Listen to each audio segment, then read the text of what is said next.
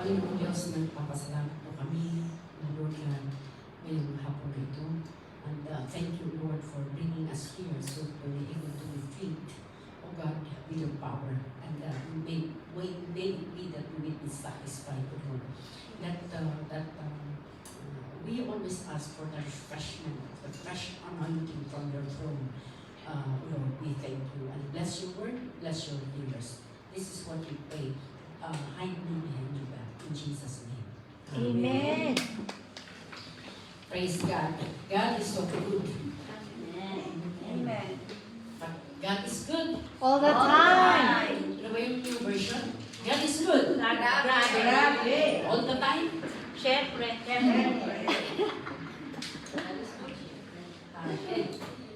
Praise the Lord.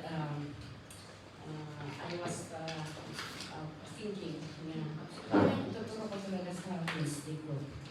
And you know what is happening nowadays? Ay, yun ang sabi kong, parang magandang magturo ng end times. Ano? Pero hindi ko mabuo. Pero praise the Lord that we are coming to learn from this in the Matthew chapter 24. Buksan natin yung Bible sa Matthew chapter 24. It says here, then Jesus went out and departed from the temple, and his disciples came up to show him the buildings of the temple. During this time, Jesus was at the temple, and he departed from the temple, and his disciples came up to show him the buildings of the temple. And let's continue. It says here, and Jesus said to them, do you not see all these things? Ang sabi ni Jesus sa mga disipulos niya, hindi mo ba nakikita ang mga ito? Assuredly, I say to you, not one stone shall be left here upon another that shall not be thrown down. Now, as he sat on the Mount of Olives, the disciples came to him privately, saying, tell us, when will these things be? And what will be the sign of the coming of the end of the age? Yun. So, yung mga disipulos, they take it to heart yung sinabi ng Panginoon Jesus na that will be, ano ba yung verse 2, na these stones, no one will be left or it will be thrown down. So, yung mga disipulos, pumunta sila kay Panginoon, sabi niya, ano ba ang mga signs ng mga ito? What are the signs of this coming? So, ito ang ating pag-aaralan this afternoon. So, we can see it in this will be the start of the sign. In verse 4 of chapter 24, it says, and Jesus answered and said to them, ito yung sagot ng Panginoong Jesus, take heed that no one deceives you. Verse 5, for many will come in my name, saying, I am the Christ, and will deceive many. So, it's very clear in the scripture that one of the signs of the coming of the age is very clear na sabi niya, let no one deceive you. So, number one is deception. Let's not be deceived. Maraming mga deceptions ngayon. Ano ba yung mga deceptions? Yung spread of lies. Yung mga technology ngayon. Maraming mga, ano ba yung mga technology ngayon? Yung mga Facebook, spreading, maraming nai-spread na ngayon. And be careful that you will not be deceived. That's why a lot of people are going to nai-scam sila because of that deception. Ang pinapakita ay, it seems good, parang maganda, parang mabuti, pero deception pala. Deception kasi is ano ay parang, okay kaya nga nadi-deceive. Kaya nga yung sabi niya, be careful that you will not be deceived. Okay, so kailangan ang discernment. So in verses 6 to 8, let's read it there. For many, and you will hear of wars and rumors of wars. See that you are not troubled. For all these things must come to pass, but the end is yet to come. 7. For nation will rise against nation, and kingdom against kingdom, and there will be famines, pestilences, and earthquakes in various places. Okay, verse 8. All these are the beginning of sorrows. Hello? So makikita natin na there will be ano ba yun? Let's discern. I-discern natin yung nangyayari, there is shaking, yung mga sinabi na niya na there will be shaking, there will be earthquakes, there will be mga kalamidad. So we can see we discern what is happening now. And that is number 2 of the sign of the coming of the age is there will be shaking. So we need discernment. Amen? Yung mga nangyayari ngayon, I want to bring you to the speech of Netanyahu after the bombing of Gaza. After the bombing of Gaza, that was alam niyo ano yan? Ano ba yung holiday nila noon? There was a holiday. They were celebrating, and here comes the bomb. Yung bomb na yan ay makikita natin na it is magaling nga sa Quran tayo na accidentally, pero it was planned. Hello? So yun ang isa nating makita na there is wars and rumors of wars. Hindi lang yun. So dito, gusto kong ipan natin ito. Probably, many times you have nabasa ninyo ito. Mabalimpay nga, dati ng Sabat ito ka na kayo. Or nabasa yung kitaan tayo ng Tigesa. Only 70 years ago, the Jews were taken to slaughter like a sheep. That was, kung bibilangin natin, kasi during that time, it was 2023. Di ba, in Genesis, there was a lugar, there was a nation of Israel. Makita natin na may Israel, may nasyon na Israel. But, tingnan natin, makita natin kung bakit napulbos ang Israel, bakit nawala ang Israel. Tingnan natin, 7 Arab countries declared war on the small Jewish state only a few hours after its creation. We were 650 Jews against the many millions in the Arab world. Tuloy kayo. There was no strong IDF, walang Israel Defense Forces. Okay? No powerful in force to save us, but only brave Jewish people with nowhere else to go. Okay, makikita natin na there was still a protection. Yan. Lebanon, Syria, Iraq, Jordan, Egypt, Libya, Saudi Arabia will attack at the same time. Grabe ano? Just a small city, Israel, just a small nation, marami nang mag-attack. Okay, the country that the United Nations give us was 65% disyerto. Disyerto, it was a very small nation. And yet, ang binigay pa nila ay mga disyerto. Okay, tingnan natin. 35 years ago, we fought the 3 most powerful armies in the Middle East. And we swept them in 6 days. Grabe, ang ginagawa ng Panginoon. It's only the hand of God na agtrabaho iti dayto. Hello? Amen. So if we can look it over, even during the time of the Israelites and yung mga kalaban-laban nila, di ba, yung mga Ammonites, Amalekites, Moabites, yung mga yan, na lumalaban sa Israel, they had, marami silang army. Pero in the Word of God, it always says that Israel had been winning. There were times, once Israel is not in line with the Word of God, once Israel disobeyed, once Israel is doing something that is against God, may laban. Hello? So, makikita natin, and if Israel will look upon God, ornos ni Apo Diyos.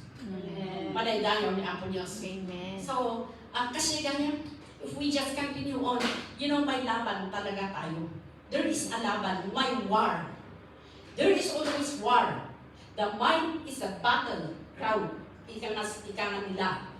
Pero if we just move on and we just look upon God, mananalo at mananalo tayo. Awan pa hindi, wala pa akong nakita na nanampalataya sa Panginoon na natalo. Amen. Gaya yung simple, yung pagbibigay lang ng tithe and offerings. Maraming testimony na yung dahil binigyan nyo yan, pero be careful mga kapatid. Let's not just give because kunang tayo nga ada iti maisuri. We give it because it's our obligation. It's our duty to give our tithe. Hello? You know, just like in the Philippines, we are paying taxes. Yung taxi, 600 pesos, you pay tax for 1 month. And if you did not pay the tax, in interest, yan. Nagbayada mo ang interest. And if you did not pay for how many months, kapag i-renew mo yung taxi mo, hindi marirenew habang bayaran mo yan at with the interest. Hello? Ito naman taga-Hong Kong, wala, I'm sure na they are all tithers. They are all tithers. Amen. Pero yung mga iba naman, yung about that, kasi that is war. Why am I telling this is part of the war, and it's, yun yung sabi natin na, maraming mga deception. Maraming mga, ang kalangitan mo. Kaya yung isang nag-exhort, sabi ng nag-exhort, magbigay tayo sa Panginoon. Ibalik ng Panginoon. Liglig, siksik, at umaakaw. Noon niya, siyain mo lang, isublin ni Apo Diyos. So yung isa raw, nagbigay ng 3,000 Hong Kong dollars. Pagkatapos yung binigyan niya yung 3,000 Hong Kong dollars, yung pagkatapos tapos na yung gimong, na nalangin sila for closing prayer. Yung nabigay ng 3,000 pesos, laging naka-stay siya doon sa door. Ano bang hinihintay niya? Kasi yun nga, hinihintay niya na maibahin na yung tira niyang $3,000.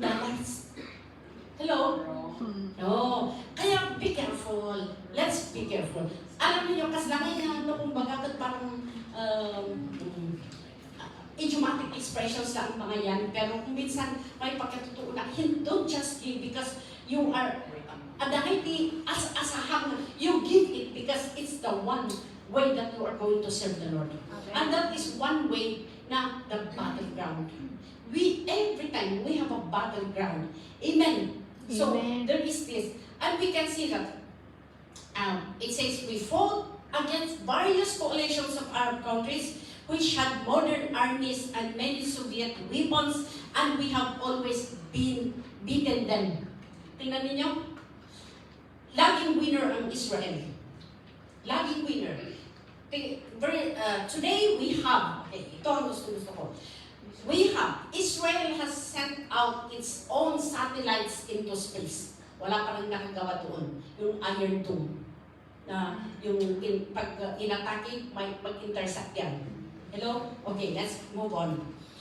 There are 3 satellites at the same time. We are proud to be at the same rank as the United States, which had 250 million inhabitants. Russia, which was 200 million inhabitants. China, which has 1.3. European, France, Great Britain, Germany with 350 million. The only countries in the world to send objects into space. Hello? Tingnan nyo, malalaking mga nasyon, but it's only Israel that will put the objects into space. God gave the wisdom to Israel. Manay-dayaw ni Apo Diyos. Kitaan tayo kasi bakit? Diba? Apay nga all throughout these years, all throughout even in the book of Genesis, bakit Israel ang tinitira nila? A small nation, and until now, bakit Israel? Okay, so, okay, you move on. It says here, and say that only 60 years ago, we were led, ashamed, and hopeless to slaughter. We have experienced the smoking ruins of Europe. We have won our wars here in Israel with less than nothing. Okay, move on. Doon tayo ang nalaing unapin tas tayo. Uri, anong binasbasa yung dito ngayon? Let's review. We built our little empire from nothing. From nothing means miracle. Okay. Who's Hamas to scare me? That was in the book of Esther. Nung makita yung ngay, Hamas was the one who tried to annihilate the Jews. Ito yung sinasabi niya, who is Hamas to scare me? Who is Hamas to scare the Jews? Nag-end up na in the book of Esther, si Hamas, siya ang naibitay. Hello? And it says, you make me laugh. Totoo. Actually, Israel is not, they are not scared. You make me laugh. Sabi pa niya, Passover was celebrated. Then you continue on. It says here, we survived Pharaoh. Anya, nakasurvive natin ni Pharaoh. Ano ba yung kanang ni Pharaoh? Bakit siya Exodus, diyan. Bakit siya magkuha? Kini Pharaoh, mabasa natin doon sa Exodus chapter 13, if I'm not mistaken. Di ba during that time, it was the time that Pharaoh was trying to don't let the people go of Israel. Yet, this Israelite, they survived Pharaoh. Nag-survive sila. Sino ang mga Greeks? Alexander the Great and the Romans, they tried to manipulate the Israelites, and they survived. During the time, they imposed that Greek language would be used in Israel. Greek language would be used, kaya nga may Grego, sabi niya, it's a Greek word. Diba? Pag nagpatay yung Greek word. But, they were trying to manipulate, but still, the national language of Israel now is their language, Hebrew language. Hindi pa rin nagwan yung Greek. We survived all those. We survived the Inquisition in Spain. We have survived Russia. We survived Hitler. Kasamting, kasi Hitler na assassinate, manunga Hudyo. The Germans, the Holocaust, the armies of 7 Arab nations, they survived Saddam. They survived the enemies even at this present. Sino ba yung mga enemies nila? Praise God. Talagang, tingnan mo ang gubat. Tingnan mo ang gubat na nangyayari. You know, during the Old Testament, sabi nga natin, Israel talaga magugub-gubat until one time in their history na walang mapa ng Israel. Entirely, Israel, wala ng Israel. Did you know that? Israel, wala na talaga sa mapa. And this Hudyo, itong mga Hudyo, they still wanted, they still long that Israel will be, ma-revive na naman ang nation ng Israel. So, nung nawala ang Israel, each of them, uray sila, ti Pilipinas, nagsakit tinakamuno, nagbalingahin, Pilipino ka, and your nation was just dropped. Kasi lang nga, you don't know where to go. And this is what had happened in Israel. They don't know where to go.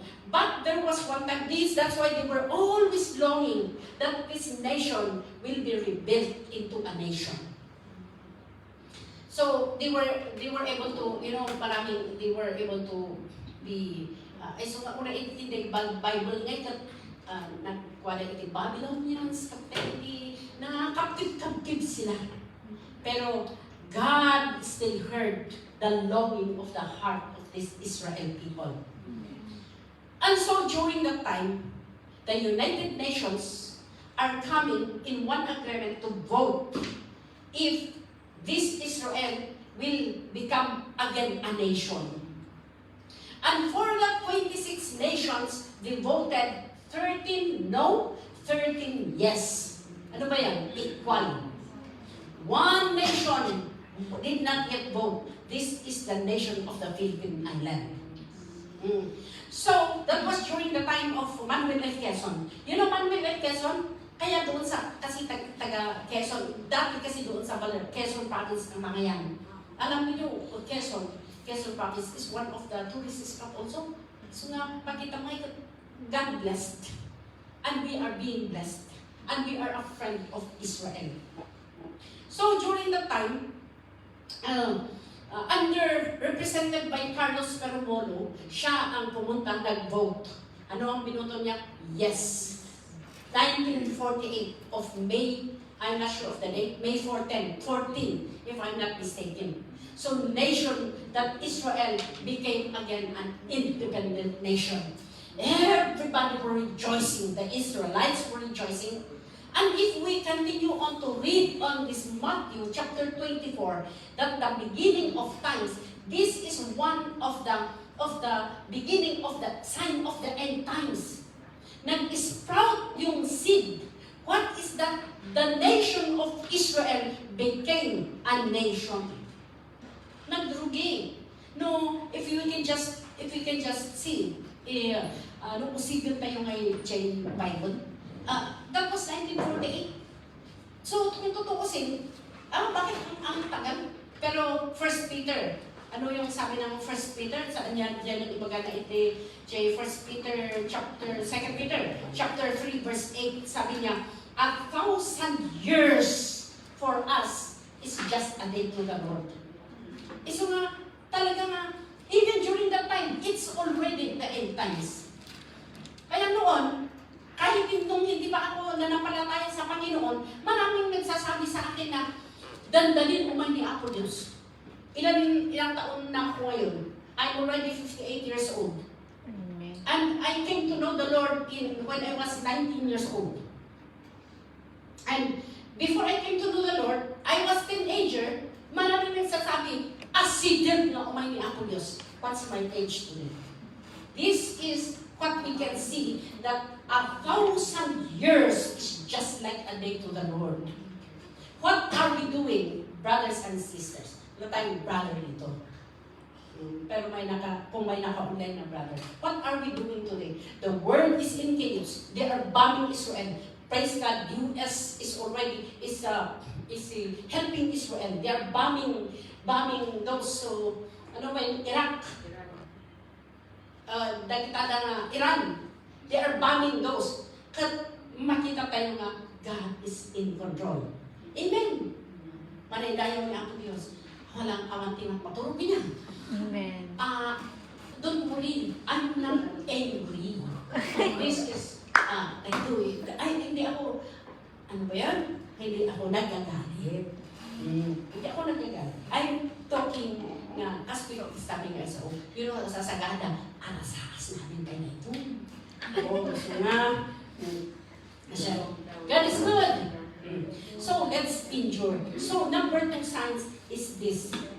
Let's come. If we compare niya, if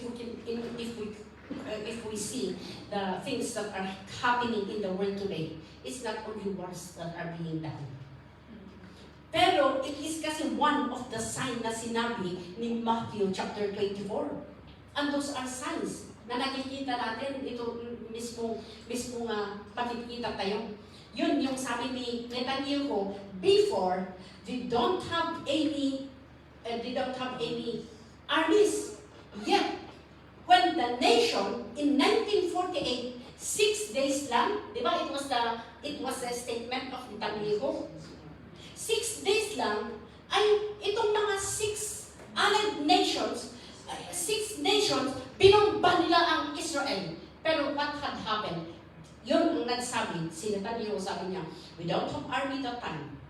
It was just 6 days that the nation of Israel became an independent in 1948. 6 days, binumba. But sinubukan nilang labanin. Pero, ano ang sabi? They survived that attack. Nanalo pa rin sila. Hello? Haan na napukaw dyan nasyon. Yet, yun nga yung sabi natin na, kung tutuusin, bakit kaya? It was a very small, nagbasit lang ganun iti Israel. Pag-aagawan na pa ilang iti teritoryo. Oh. Yun ang mga yan. At sa atin din, maraming mga nag-aapa sa luti-luti, kundi boundary sa lupa. Wala bang taga-kaling ganito? May taga-kaling ganito. Kahit ipakita mo yung papel. Ito ang boundary. Good survey. Ito hanggang dito, hanggang dito. Sabihin naman ng ikalinga, puti si Sister Marcian, sabi niya, kung kwa yun ito papel, kung kwa mo dinagha, wala na dyan. So, naglugi talaga. Iure religion po na talaga mangyari na ito na. It is the beginning. We are living in the end times. In verse 8, di ba po na these are the beginning of birth pains. Birth pains. Sino yung mga dalaga? Kahit dalaga ka, kung hindi mo nasubukan ng anak, talagang masakit ang mga anak. Kaya, una nung ko na lang, igmuman ti anak mo. Igmuman. Agad-lagaan ko nga yung anak mo. Ay, sino ba naman ang mother na magbibigay ng kanyang anak? Anak ko, grabe kaya ang mga anak. Alam niyo kung yung isa kong kapatid, my older brother, manungok, police, na-destino dyan doon sa Abra. Tapos nung na-destino doon sa Abra, nagipagrelasyon, balasan. Pero yung kapatid ko may asawa. Tapos yung balasan, nabuntis. Yung isa kong kapatid, na adati-anin ko, kasi nung nasapa ang naulila kay ama. When my father died, my mother married the first cousin of my father also. So, adati-anin ko. Yung anin ko, nag-asawa. Nung nag-asawa, nabayagyan na nga, agkakaroon din anak. Nabayagyan na agkakaroon. So, itong kuya ko, sabi niya, gusto mong kunin itong bata para ang gawin natin, ipa-abroad natin siya. So, nag-usap sila with the girl and they agreed together na the girl sustain na amin kay Ubing. I-sustain na amin kay Ubing. So, nung mga anak na siya, CS. So, yung kapatid ko, pinadala niya lahat yung ibayad. Yung ibabayad ng kuya ko. Tapos, syempre, from Baguio to Abra, ay medyo malayo. So, hindi agad pumunta yung kapatid ko. Di syempre pinasusunan. Nung nag-anak na, pinasusunan. Di pa iso nga, hindi pa malinon siya babae. Ayaw na yung babae talagang ibigay sa kapatid ko. Ang nangyari, kasi sikreto nila yun. Ang nangyari, si aling kong isa, pumunta sa asawa ng, kasi naging sikreto ba yan? Naging sikreto. So, pumunta sa asawa ni Jackie ko, katimbaga na. Kung ang bayadan, bayad ko, itinanakan lain. Kung ang nansing ron, nagbalik nga chaos in the family. It was already, mayan ko, na-estimar, na simpa, yung relationship na. Yung kaya ko nga sa kun, it's very difficult, anak ka, tapos ang kaipadpadawat. So nga kayong mababalasakan yung maawatan na ito, yung maawatan nyo lang, chikong ko na ka, ay, baka nasakit. As dyan. Hello? So, birth pains, sakit mo, tapos ipadawat mo, ay, naku, sino mga taki mong kagaya dyan. Pero bakit may nangyayari na gano'n? Parang pelikula. Pero hindi pelikula, may totoong nangyayari. Bakit tayo pumunta doon? Kasi birth pains pala. That is one of the signs. These are the beginning of sorrows. It is only a beginning, but not yet the end. Di ba yun ang sabi niya sa Matthew? It is still the sign, but not yet the end. Maninayaw ni Apo Diyos. Amen. Okay, these are yung mga dalaga, hindi kayo matakot. It is not to scare you, but just to warn you na masakit talaga ang anak. So, nasa inyo na kung gustuhin pa ninyo. Gustuhin pa ninyo mga anak. Okay. So, with these things that are happening, what will be our response? Let's respond in repentance and in evangelism. Umado tayo ng Wednesday group. Amen. Umado tayo kasi it's going, dumakos iti dyan po. Pati on Monday to the 8 oray naka-jacket kayo kita niya. So you go, give me, verse 9. Verse 9. It says here, let's read it. Then they will deliver you up to tribulation and kill you, and you will be hated by all nations for my name's sake. Tuloy natin. And then many will be offended, will betray one another, and will hate one another. Tuloy natin. Then many false prophets will rise up and deceive many. So, ang isa nating makita ulit dito, number 1 is deception. Number 2 is we need to discern. Number 3 is this persecution. The persecution is increasing. Ang persecution natin ay hindi lang, you know the story of Bangmin. Bangmin, sino ang taga-mountain province dito? Bangmin, noon, during 1990s, ang hirap ma-evangelize ang taga-Bangmin. Grabe sila mag-persecute. Alam niyo ang ginagawa nila? Yung ibang young people that are going to makigimong, ano ba yun? Binabahaot nila. Pinapalo at pinapalo. So there was one time, yung mga ibang young people, they came to Baguio. They came to Baguio during that time na talagang nasakit na because of persecution. Ayaw ng mga parents na pumupunta sila doon. So there was one time, nung nagpamati itong Liis, uncle ni Pastora Melanie, uncle niya mismo. Nung nanampalataya itong si Mr. Liis, at saka yung pastora na naka-assign noon sa Bangmin ay dalaga. So, sabi niya, halika, untay siya patpatayan. Paano siya patpatayan? Alam niyo ang patpatayan? Anyo mo? Patpatayan. Basta lagi siya pagbunbulihan na. Marami mga ancestors doon. So, halika, kumuha sila ng gasol. Pinukuran na niya patpatayan. So, nagliyag yung patpatayan. Napuuran siya patpatayan. Kinuha nila na, doon pumunta sila sa Dabay. Kumuha sila ng manok para pikpikin. At kung nala, ang sapatak tayong amin, no sinutin ng kami. Yung sapatak kasi, tipagano, kumagat. Kumagat niya, sapatang lumapuntas na nga lang. So nga, hanggang magasal ka magbagang, sapatak! Hindi mo bigyan ng sapatan. So, they wanted to, so napanda, the whole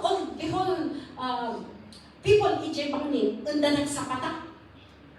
Last, pumunta, tinawagan nila yung mga alagad ng Diyos. Nandiyan si Pastora Adila. During that time, wala si Mr. Lilis doon. So, nung pumunta si Pastora Adila, sabi niya, opo, kami ang nagpuo. Kami ang nagsunog doon sa patpatayan. Wala na, hindi na nila kinuha yung mga ibang magsakataka. Kasi nakapila na.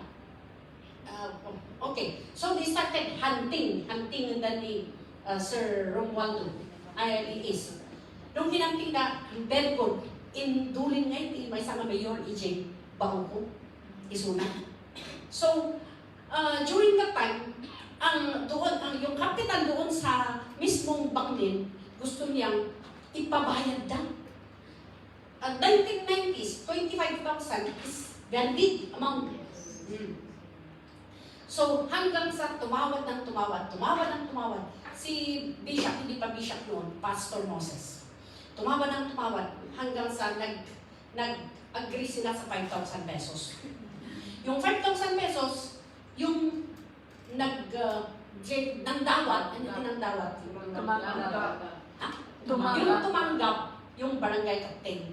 Yung barangay captain na tumanggap, after that, pag-uwi niya, nakita niya yung apo ko niya. Inala na siya bunun, nagbagdingay. Inala na siya bunun. Tinagbat-tagbat na siya apo na. Namatay. Nung pag-uwi ng tatay, nung bata, nakita niya yung ginawa ng ama niya, kinuha rin niya yung bunun. Tinagbat-tagbat si ama na. So yung namatay, yung barangay captain at saka yung apo. Dalawa na silang nakuha. That was the start of the rise up ng Christianity in Bangin. Na mahirap silang makuhaan. Alam mo, kahit yung pari, yung pari na isang persecutor, siyang unang umalis. Sabi niya, ay nakakatakot pala ang mga taga-free believers. Kaya pag sabagan niya na Pastora Adela, iuwasan na. Ngayon, doon natin nakita na the stronghold or the bandage yung nag-i-stronghold doon sa Bangin na cut off. Tatan, nagpintas iti agkikristyano iti Bangin. Amen. Okay, yun ang isa natin itong makita dito sa persecution. Sa ating mga, yung sinabi niya na, there will be persecution, the increase of wickedness. There will be persecuted, you will be in trouble, you will be put in tribulation. Diba? It's very clear in the scripture, the signs that we are learning from Matthew chapter 24. Meron pa. You know, in 1990s na naman, doon kasi 2000, wag kasi ito eh, you know, history gawin, maikwapangay. If you remember kung saan nanggaling yung I have decided to follow Jesus. Alam niyo yung historian? Yung iba hindi nila alam. Kasi historian ko. Yung I have decided to follow Jesus, it started, there was a missionary, American missionary went to India in one village. When he preached the word of God, itong isang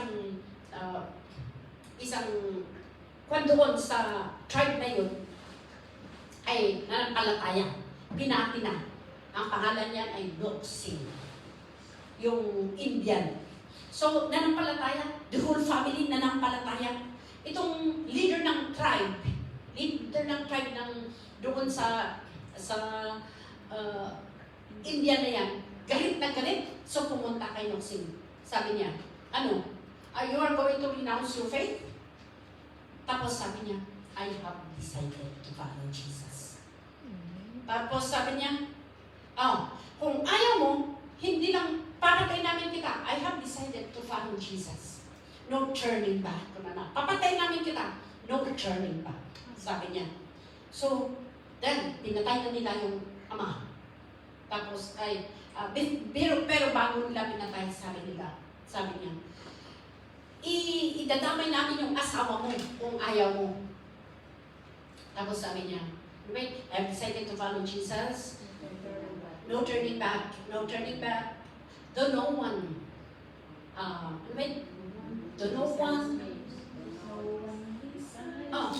besides me. I will still follow.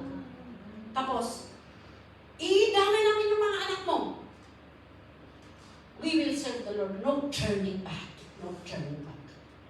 Pinatay nilang lahat. Tapos sabi nitong guru, chief ng village niya, what is in their faith na bakit hindi nila na-surrender? Until such time na they were continued to know the word of God hanggang sa maraming tao na doon sa village ang nanampalataya sa Panginoon. If you are being persecuted, just continue to move on. Because you don't know that you are the seed, that there is a seed that is being implanted. Yung mga persecution natin, karakas lang nga, pasit lang lagitan. Kaysa yung mga persecutions na nangyari, in Nigeria alone, a lot of people are being napo-persecute na patayin na isuda. Great tribulation, ito yung sabi na, they will suffer tribulation. And that is one of the sign of the age. Malalayo ni Apollos. Will you be the one to say, I have decided to follow Jesus? Katatay man. Sige. Ano ti parang idea? Ano ti action na? No, I have decided to follow Jesus. This is, daytoy, sorsorutan, daytoy, sika daytoy. Simbol lang Simple lang. So, I have decided to follow Jesus. No, ay lang pa nang tipalpal ama, sursurutan matapaliking. Amen. Kat ikwa Okay, sige, let's sing that song. Decided to follow Jesus. I have decided to follow Jesus.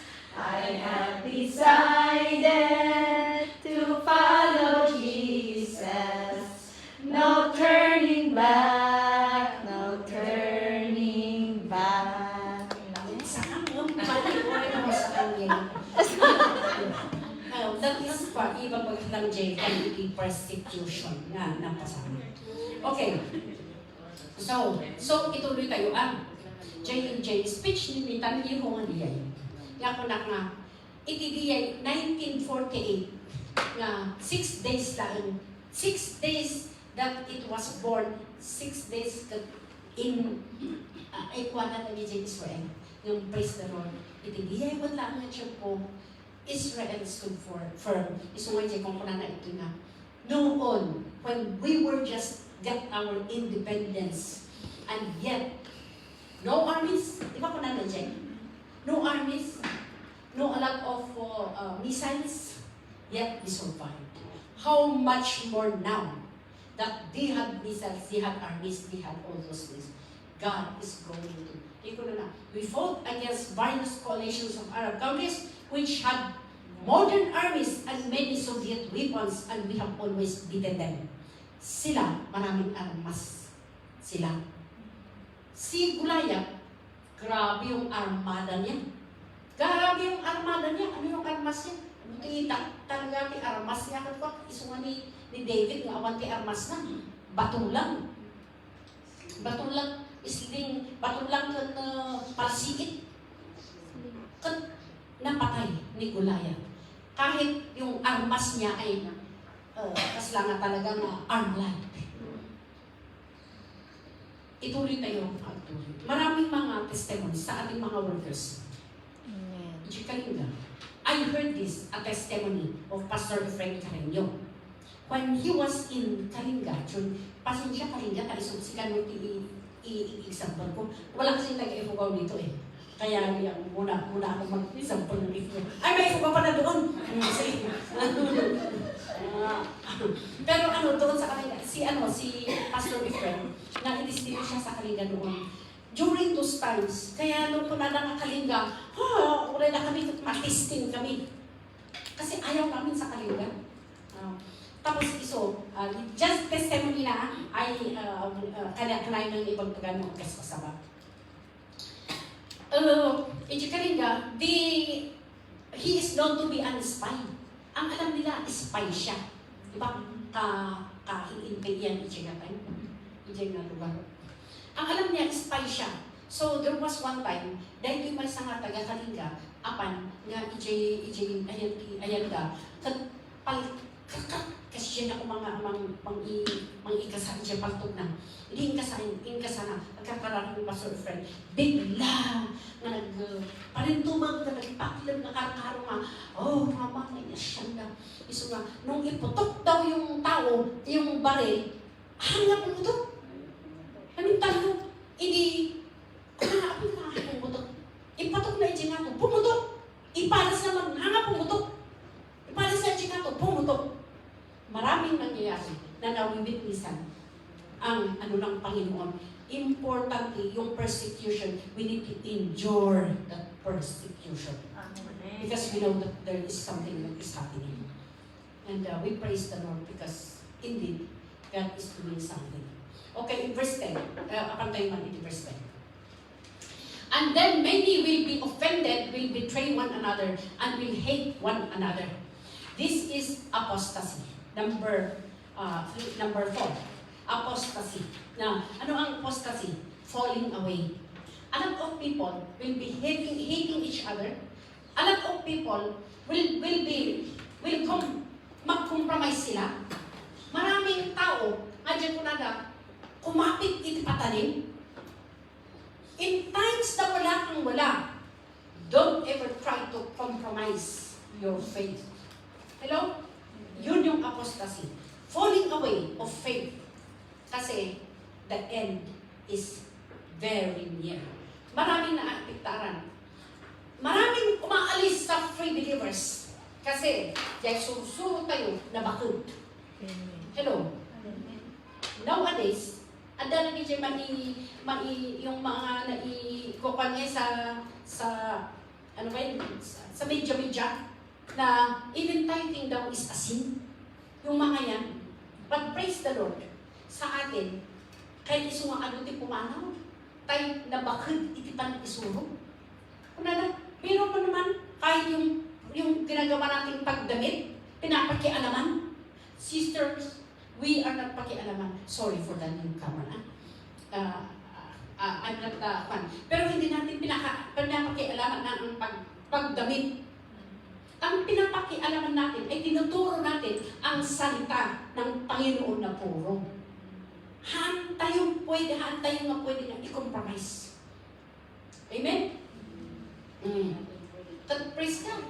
If there are other people that we would evangelize, alangan nga, ay, hindi ka maka-evangelize kung nakadamit siya ng butas-butas na sa mutong ko na hindi pwede yan sa church. Hindi mo ma-evangelize yan. That's why we evangelize. And people who did not yet know the Lord, haan nga matubungar na ita. Hamo nga matubungar na ita.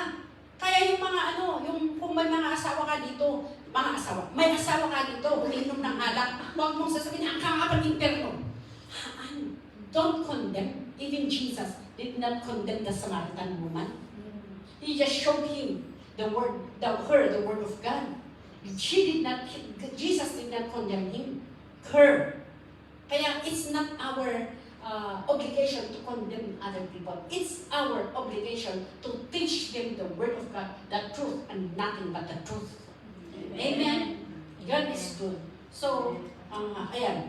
Mga yan. And in verse 14, what are the other signs of His coming? In verse 14, it says here, and this gospel of the kingdom will be preached in the whole world as a witness to all the nations, and then the end will come. It's a proclamation of the gospel. These are one of the signs. And we know that many nations are being reached out through the word of God. Babagan iti mabaliti online, or ilagay siya parang sunsulina, reach out then. So we can see that it's already coming to be. That the proclamation of the word of God is being preached to all nations. Amen. And according that the word of God is the prophecy is also a prophecy. And this word of God is an alarm clock for each one of us to wake us up. The signs of the end times is not to scare us, is not to make us afraid, but it is a wake-up call to the Christians to move on, to repent, to kneel down before the Lord while where the world is in chaos. Maraming nangyayari. What are we doing? Let's move and go out and evangelize more souls, and we bring it here in the church. Anong pangalan nito? Building? Jungfat Building. Oh. So na, praise the Lord. Yung testimony ni sister, sabi niya, ayun, kas ano nga ito, baka agawin nga awang pa lang pinilipit na. Once you come, addang-aday pinipilin, isurat-surat yung ay. I always testify this. One of the Hong Kong sister, Sister Judith Duntugan, kaiyak isunan kami. No, ang grabe kasi kung minsan pag mag-invite ka, ayok kan siya na kangay. Tapos nakalong-lalo pag magkilala mo, sabi nila, hindi kasi di gawin sungay ko, hanga umuna, kijan church. O, katagpaso, yung sungay mo, isuti, manglapod nung makapanyang kaunan. So, niya maraming saling-singan. Pero hindi mo lang saling-singan, you approve it. Kasi pag sinasaling-singan mo yan, tulog yan. Itong si Sister Julie. Lagi niya akong pilosopo. At samsabat kami doon sa bodega. Tapos there was one time, sabi ko sa kanya. Pero ang ginagawa ko ang isa kong sikreto. binigay ko yung tracts, I prayed for her. I always pray for her. Lalong-lalo kung para hindi ninyo makakalimutan, you write your prayer requests. At before you sleep, ipapak ninyo siya into bed yun. Anyong malipatan. I had been praying for Sister Julie. And then there was one time, at the middle of the night, na-terminate siya. Na-terminate. Tapos sabi niya, naku, saan ako pupunta? Ganun pala dito, very easy ang ginagawa nilang nag-terminate. Ada pa nanutan ngayon, ada pa panahon noon. Kasi kaya dito niya. So, nung-terminate, tapos bigla siya, sabi niya, kan, meron akong naisip, binigay ni Sister Ida na sa akin, kukunan niya dyan. Kaya i-trans ko lang, nung terminate ka, hantay ang multi-chimpo. Pero I did not pray for her to be terminated. Ang presyo nga na-terminate. Nung ma-terminate ka, kasapulan. So binirok-birok na. Tinawagan na na Pastor Dominga. Nirescue na. Until nag-transition ito'y nga born again. Nagtuturo ito pamati. Haan nga nag-compromise. Nung umuwi siya sa Pilipinas, kasi dalaga siya noon. Nung umuwi sa Pilipinas, nag-attend pa ilang kanagsiyak notes. Balasang niya, ha? So nga na kayo nga babalasan. And kayo nga, move on. Bayang niya ako Diyos, i-preserve, itag na. Ngam, of course, yung king. Gano'n yan ang ginawa ni Sister Juliet. She attended siyempre yung adult na siya doon. So, nung yung adult na, nagte-testimony si Brother Manny Kiwas, bumuradyo siya. Nung nagte-testimony, sabi niya, siyempre, kami nagkakaroon at tayang adult yun. Testimony, I claim him to be my husband in Jesus' name. Una na, lakit ang bit yung kung batong palihapon, nagkasal na, nag-asawa na. Hello, babalasan. Pwede pala yun, i-claim nyo. As long as it is the will of God. Alam ang Panginoon ang kanilang puso. So ngayon, isa silang church leaders natin. Yung isa, si Brother Manny, adati ay wanna na part itugon. Sunday at Sinsinaga. Ni Sister Juliet, ito yung part ikibalakba. Anak yung kong biyay. Da kayo mag-ano anak iyo. As long as we just continue on, ikot tayo na ito, the end is come. Is the times. The end times. It's end times. Shortcut. Amen. So, malaydayaw ni Apo Diyos. Saan ko nga ati-ati dugunan? Ati dugunan ka rin. Okay. What is the gospel of this kingdom that we are going to preach? That Jesus is the King of all creation. Amen. He is the Savior from our sin, and He is the way, the truth, and the life. Nandiyan may isa ko na lang ang damag daw ka nung nandiyan ka nung may isang pastor ko na lang. Ay, saan ba yung daan papunta doon sa church? Sabi ng mga doon. Tapos sabi niya, kayo, punta tayo sa church. Sabi ng inimbay niya, si pastor naman, papunta ka sa church, hindi mo alam, nung papunta kaya sa langit. Amo yung, aday mo yung langit. Iso na, agpagigkar kayo. Amen? Amen. Hindi, conclusion tayo. Okay? These signs like a signs, it will be a reminder for us. Kasi it is not yet the end.